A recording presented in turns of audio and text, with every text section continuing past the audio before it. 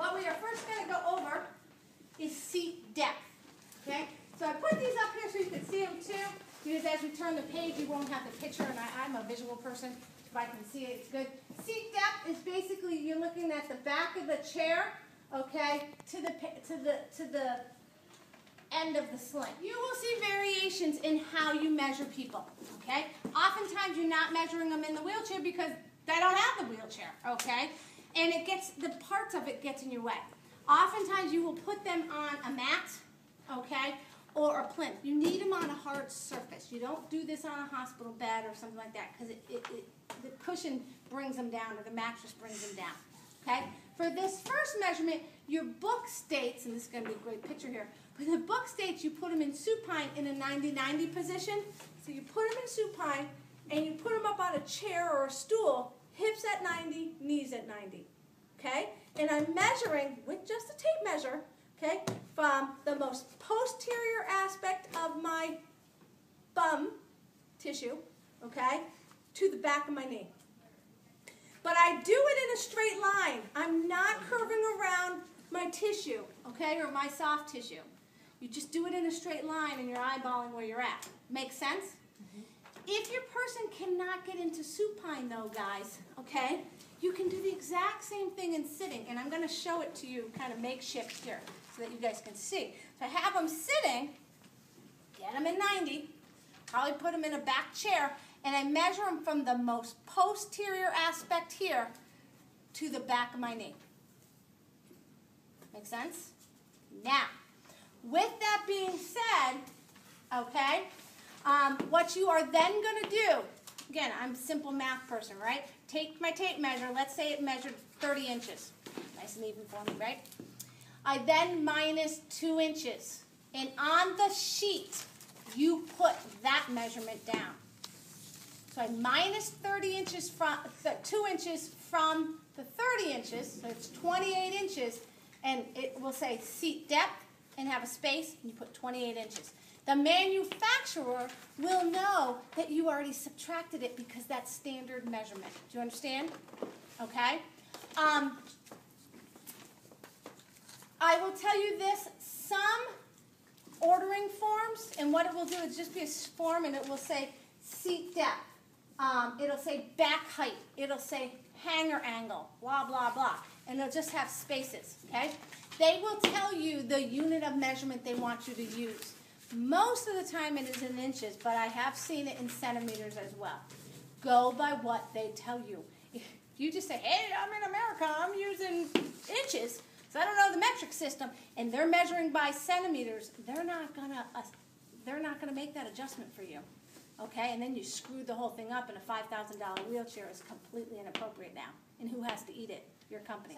Why do you think, as I'm measuring this, okay, as I'm sitting here, I'm going to leave this armrest off, especially since you're videotaping it, you can see it, but that I have to subtract 2 inches from the back of my bum, okay, basically to the back of my knee. Why do I take 2 inches off of it? So you'll cut off circulation. Too much pressure on the... Beautiful, okay? So my knee, I hit them all, okay? So my knee can bend without being inhibited. So I don't cut off circulation or any the neurovascular bundle that's in your popliteal space can become compromised, okay? And you said pressure. If I leave it here, this end of this seat here is going to press up against the front of my knee. It's going to cause skin breakdown. Okay, so you minus that to take all that out. If it is too short, let's say for some reason I do my math wrong and I take 4 inches off, what's that going to do to me clinically? It's going to tilt me forward, okay, especially if it's really not that deep, all right? It's going to tilt me forward, and it's going to put me in a posterior pelvic tilt, which makes me what kind of sitter? Sacral. Beautiful, Ryan. Sacral sitter. And we know what happens with that. Skin breakdown, ulcers, ugh, not good. As well as the postural deficits that come with that. I become kyphotic in my spine, you know, I then decrease my breathing capacity, blah, blah, blah. I will tell you this, when you have any type of insert, and for this measurement it will be a back insert, If it is not a cushion, it's just an insert, so it's molded to them, it doesn't give at all, you need to add that to your measurement or subtract it, whatever it is. You know, I don't care about that right now. You'll learn that later. It's not a big deal. But you need to make accommodations for inserts. I'll tell you about the cushion stuff, but you will need to make accommodations. But for this measurement, don't worry about it too much, okay? Just go off of that straight measurement. Back height. Back height goes from the seat, okay, to some point on the patient's back. All right, throw a flower. We're all good. What we're going to do here is I'm going to measure from the bottom of her seat here, okay, and I wouldn't have her in this wheelchair. I'd have her on the table, up to her inferior angle of her scapula, okay? If you do not know how to palpate that, you have to learn, okay? Get on the scapula and follow the borders all the way down. The last point, and it goes down into a point, and you can make a V basically with your web space and trap it basically, is your inferior angle of her scapula. You hit that point, and that's where your measurement is. For a standard placement of back height. I will tell you this though, when I'm measuring this on her, her arms need to be at her side. If her arms are out at anything, right, our scapula moves as we go through abduction and or elevation, right? So arms need to be at the side. Very, very important. The other thing is her posture needs to be upright. See, she's correcting it already because it's going to change her position, okay? So bottom of the seat, right up to her inferior angle, that's the standard height. The reason why they do that is they feel like that's an adequate height that gives somebody adequate trunk support for posture, okay? It also allows for arm movement, okay? Because that's very important as we're propelling the wheelchair, all right? So I can get past the arm handles here and come back and propel forward, which gives me speed and gives me mobility, okay? I have a patient who has poor postural support, okay, is unable to maintain good posture in free sitting, okay? What should I do to my back height? Raise it. Raise it up. If I make my back height higher, it gives me more stability. But if I have more stability, what am I doing to my mobility? I'm limiting it, okay? Because of this. If it's higher, I jam my arms back into it as I'm trying to propel the wheelchair. Okay? Does that make sense? But it's a trade-off. Now, who here has seen wheelchair athletes? You said it's a very tiny back support. Sometimes you're like, is it even there? Okay, and sometimes they just have a sling there. The reason for that is we want mobility. These guys are the ones that are going to have to generate more force, more speed with their wheels, and how we do that, we don't worry about their trunk support. These guys are the ones that are your really low-level paras, okay, have good trunk control, all right, and we want speed, okay? Get rid of the back and change our camber angle, which allows them to move over, you know, they turn on a dime, as they say, right? All right, and they're able to propel faster. Rear seat to floor, I'm not even going to go into that. That's not anything big. Don't worry about that. Hanger angle. Hanger angle, okay, and none of these do it, is basically the angle at which you put the footrest. All right? I don't know why they call it a hanger. It has to be some allusion to a plane or something like that, but it's the angle of the footrest, okay? The reason why we do this is number one, comfort. Sometimes with people who are sitting for a long time in that dependent position, they get very congestive heart failure, things like that. They'll get dependent swelling. If I can move their legs up, okay, that will help venous return.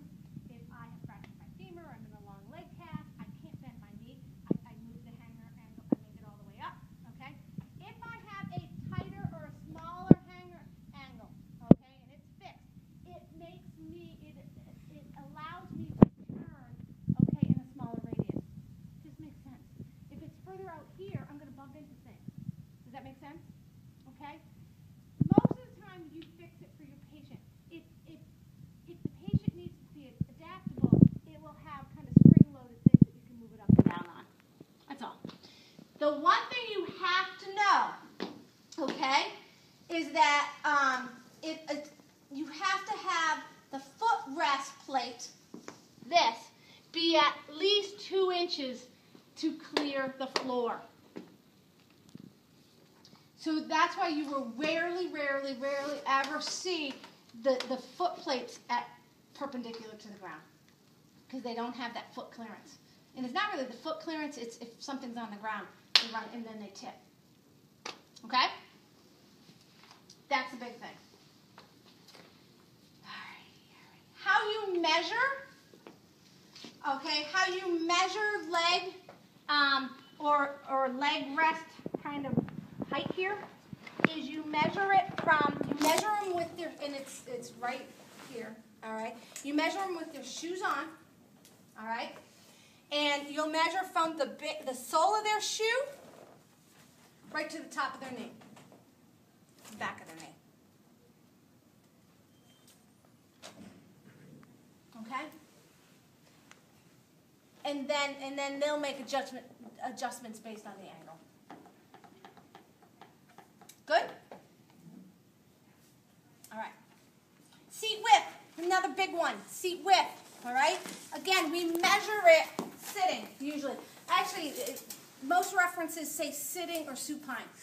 It's how big are you across, okay? You take it from the widest point of the person, and it typically tends to be right at your greater trochs, okay, is where, especially women, that's where a lot of us kind of hold our weight, okay? But that's our widest part of us. It's not our waist or anything like that, so you take it here, all right? You take it from the widest part and you measure it, okay? When you do that, you then add, okay, 2 inches. So if the widest part of me is 30 inches, I add 2. It's essentially an inch for either side. The reason why I'm doing that is to give clearance, okay, for clothing issues and things like that. They will say if you live, and I don't think this is a big thing, but it's in your book. If you live in a very cold environment and it's cold year-round, you can add 3 inches because of a big bulky jacket or something like that. Okay? Now, talk to me clinically. If my seat width is too wide, what's going to happen? You're going to laterally rotate to get to the armrests. Yeah, I'm going to slip side to side. And My harder posture. leverage to propel yourself. Yeah, I might be out here. I mean, hopefully you're not that far out, okay? But most of it's a postural thing and a sitting thing, so you'll fall to one side or the other, okay? If it is too narrow, you essentially should be able to get 2 fingers in.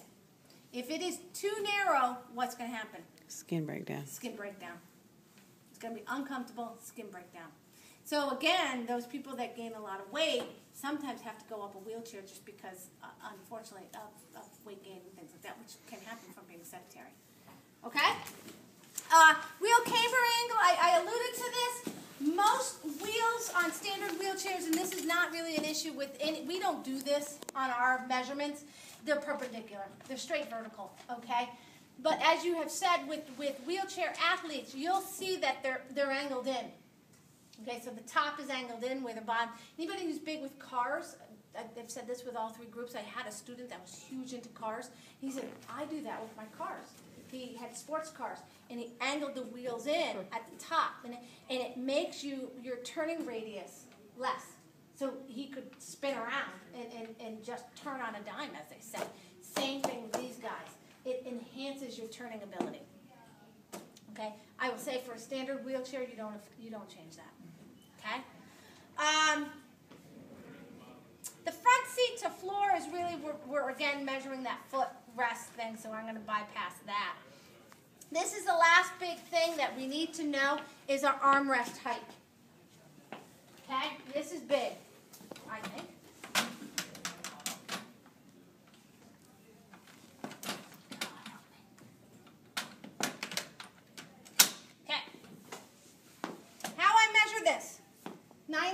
I'll do it over here first. 90. My arms are at 90. I'm on a hard surface. I measure from, the surface, the hard surface, to my olecranon. And I need to make sure that my arm is at 90 and I am in good sitting posture. If I'm forward, what's it going to do? It's going to actually make my armrest too low. because eventually I'm going to be wanting to be up here, okay? Good sitting posture. If you have to put them in a back chair, you do that, okay? So from the seat to the olecranon with your arm at 90. Clinically, quickly, if, like I said, my arm rests are too low, what's going to happen to me? You're going to slump down to. I'm going to try to slump down to reach them, right? Because it's comfortable, right? So that's going to put me kyphotic. It's going to put me in a really poor posture. It's going to affect my breathing capacity, all of that. The other thing that it will do is if that gets uncomfortable, a person will sit back and attempt to get their arms, and they can get traction in kind of issues, okay? And that's uncomfortable. If my arm rests are too high, I do this. This is not good for anything. I get muscle tissue shortening, okay, which will affect movement patterns, okay, range of motion. These are my accessory muscles for breathing. I'm going to inhibit those, okay? So we're going to run into a lot of soft tissue issues, okay? Your big ones, I will say for your wheelchair assessment, I'm not saying that any of these are not big, but for your standard wheelchair assessment is your seat depth, your back height. You know, where do you want your leg rests to be are kind of important, okay? And your arm rests. Those are huge, okay? Oh, for arm rest, for a cushion, you guys know that sometimes your patients will be given a cushion to sit on for pressure relief and things like that. You'll learn about this in another class. Cushions typically, standard cushions are about 2 inches, okay, typically, all right? When you sit on them, they compress about 1 inch. If I'm doing arm rests and that person has a cushion in, we have to add 1 inch to my measurement because it puts me up. It raises me up, okay? So I don't add the 2 inches because I'm getting compression of that cushion. I just add the inch, and that's acceptable. It's standard. Usually, most cushions are row homes or variations there off of that, and it's acceptable. Okay, but that's a big compensation that you should know about.